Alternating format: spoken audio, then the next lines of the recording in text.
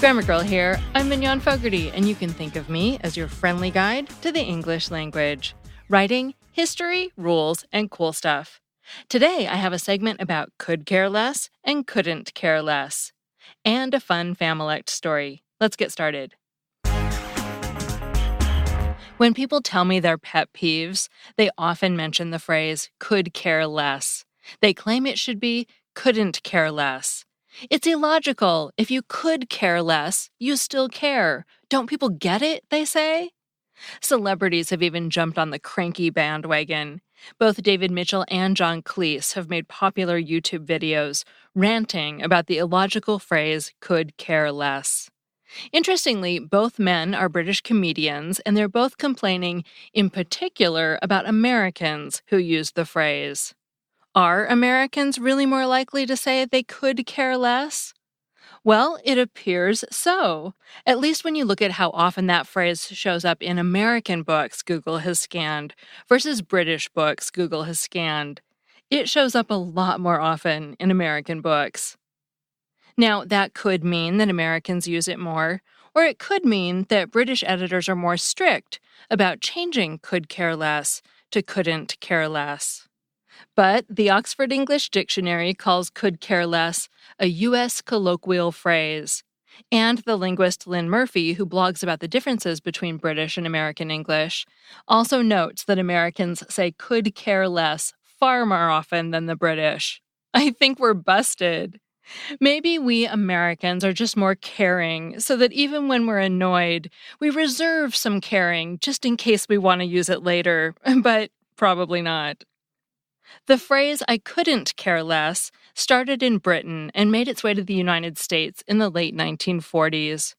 But it wasn't long until Americans corrupted the phrase, if you're prone to think of it that way.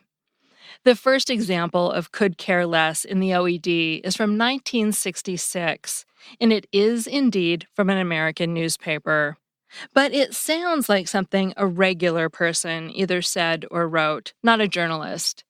It's listed as coming from the Seattle Post-Intelligencer, but I believe it may have actually come from a syndicated Ann Landers advice column. The sentence pops up in multiple newspapers when I do a Google search. It also just sounds like it would come from an advice column. Judge for yourself. It reads, "My husband is a lethargic, indecisive guy who drifts along from day to day. If a bill doesn't get paid, he could care less." I think she's asking for advice. And as an aside, I wonder if she knows that those words about her lethargic husband are immortalized in the OED. Why did patient zero here say her husband could care less? And why do so many people say it today? People have a few theories. In the early 1990s, the well-known Harvard professor and language writer Steven Pinker argued that the way most people say could care less, the way they emphasize the words, implies they're being ironic or sarcastic, along the lines of the Yiddish phrase, "I should be so lucky," which typically means the speaker doesn't really expect to be so lucky. Michael Quinion of the wonderful World Wide Words website makes the same argument. But I'm skeptical, very skeptical. Our long-suffering wife from the Ann Landers column doesn't seem to be filled with irony or sarcasm. And even if the saying did start that way, I don't think that's how people use it anymore. I've definitely heard people say they could care less who don't seem to be relying on any form of irony or sarcasm. Of course, that's just my opinion, but as far as I can tell, they think could care less is just the way you say it. Other linguists have argued that the type of sound at the end of couldn't is naturally dropped by less than precise speakers. That seems a bit more likely to me. I thought of it when I walked by the Instant Pots in Costco the other day, because I always thought they were called Instapots.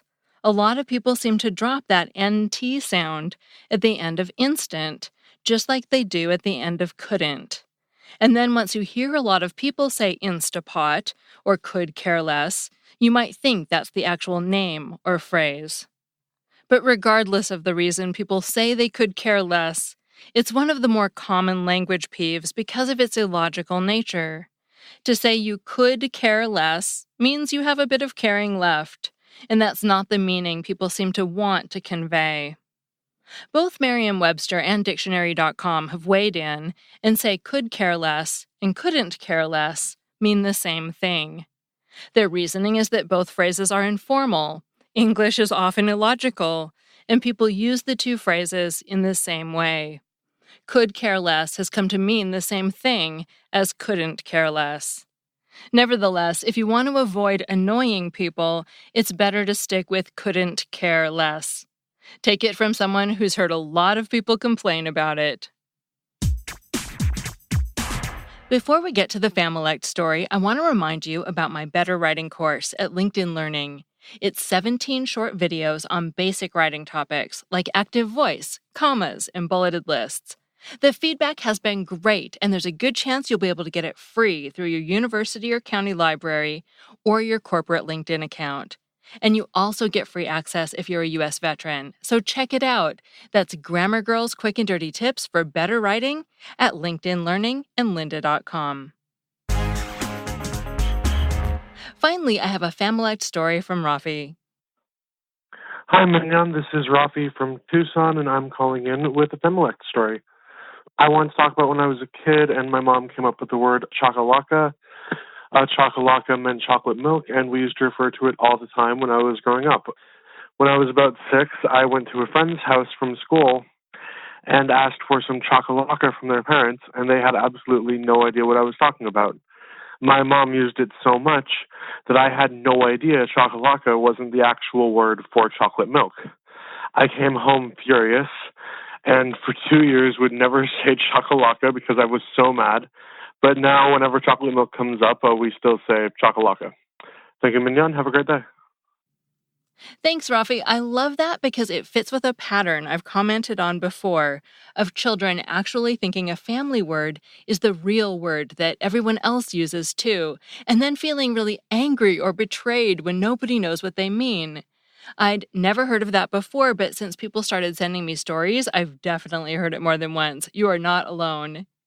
If you want to share your family dialect story, the story of a word or sign your family and only your family uses, leave a voicemail at 83321-4GIRL, and you might hear it on the show.